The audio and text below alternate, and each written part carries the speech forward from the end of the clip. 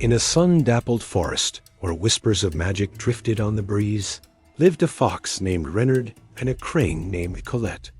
Reynard was known throughout the woods for his clever mind and even cleverer schemes. Colette, with her graceful neck and thoughtful eyes, was known for her patience and wisdom. Though they were an unlikely pair, they were the best of friends, their bond a curious sight for the other forest creatures. Reynard, with his fiery red coat, would often be seen darting through the undergrowth, while Colette, elegant and poised, would pick her way carefully beside him. Their days were filled with shared laughter, stories, and the simple joys of their woodland home. One crisp autumn morning, as golden leaves carpeted the forest floor, Reynard came scampering to Colette's nest by the sparkling river. He was practically vibrating with excitement, his tail wagging so furiously it sent a shower of leaves into the air. "Colette, Colette, you won't believe what I've found," he yipped, holding up a piece of old weathered parchment. It was brittle with age, and the ink was faded, but a map was clearly visible. "A treasure map," Reynard declared, his eyes gleaming with the promise of adventure. "An ancient treasure, hidden right here in our forest. Think of it, Colette. Riches beyond our wildest dreams." Colette leaned in, her long beak gently tracing the faded lines on the map. It showed familiar landmarks, the whispering willow, the Twin Peaks, the babbling brook, but it also depicted strange symbols and a riddle.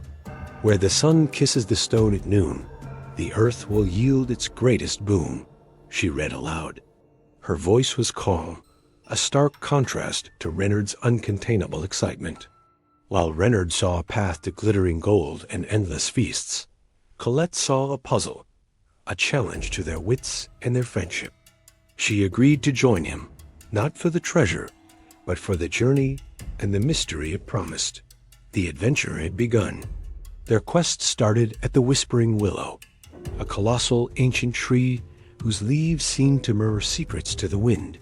The map instructed them to follow the willow's longest shadow.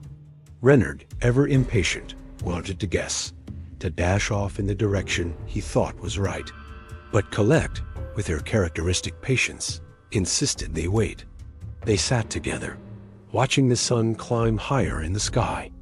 As the morning wore on, the shadow of the great tree stretched and shifted. Colette observed its movement, her keen eyes tracking its path. "Patience, my friend," she counseled Reynard, who was pacing restlessly. "The right path reveals itself to those who wait." Finally, at the perfect moment, the shadow pointed directly toward the Twin Peaks, their next destination. The path to the Twin Peaks was a steep and winding trail. It tested their endurance and their teamwork. Reynard, with his nimble paws, could easily navigate the rocky terrain, scouting ahead and calling back warnings of loose stones or tricky ledges. Colette, however, struggled. Her long, delicate legs were not made for climbing. Several times she slipped, her wings fluttering to keep her balance. Seeing her struggle, Reynard didn't just run ahead. He would double back, finding safer, less steep routes for her. He'd say, "Try this way, Colette. The footing is better here," and wait for her to catch up. In turn, Colette's long neck and sharp eyes allowed her to spot dangers from above that Reynard, closer to the ground, might miss. She once called out, "Careful, Reynard," a slippery patch of moss just ahead.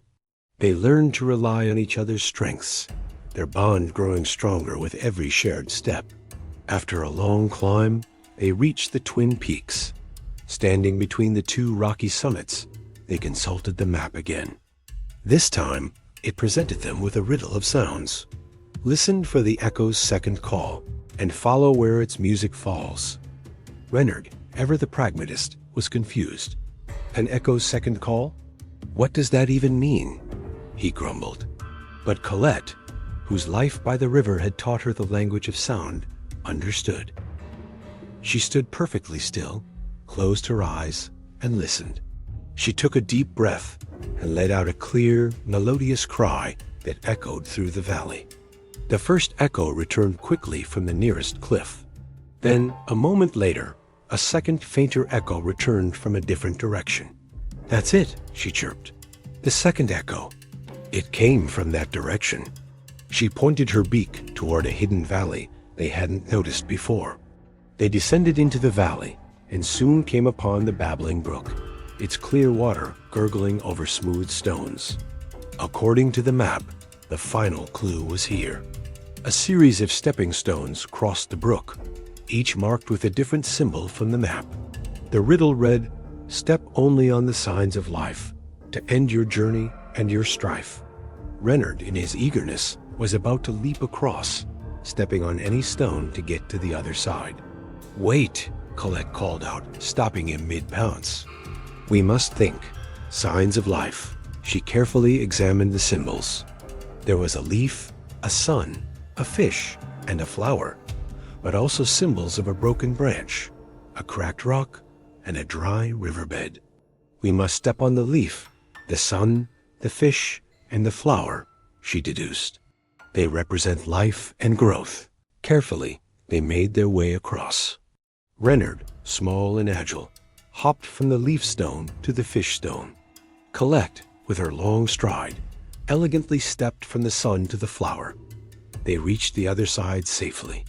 There, nestled at the base of a large, flat rock, was an old, iron-bound chest. "We did it!" Reynard shouted, his voice filled with triumph. "We found it!" Together, they heaved and pushed at the heavy, rusted lid. With a final groan of old metal, the chest creaked open.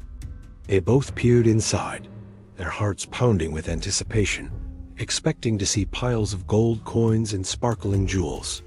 But the chest was empty. There was no gold, no gems, no riches of any kind.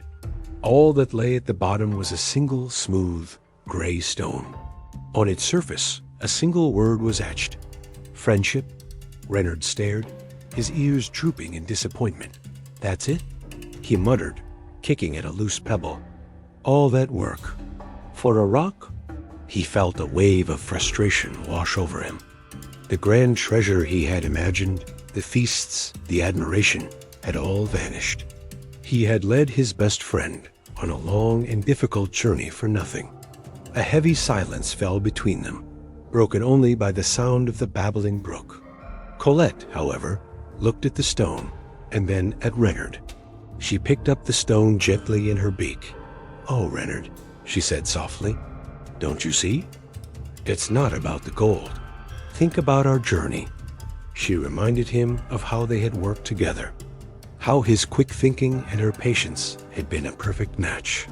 She reminded him of how he had found safer paths for her on the mountain, and how she had warned him of dangers.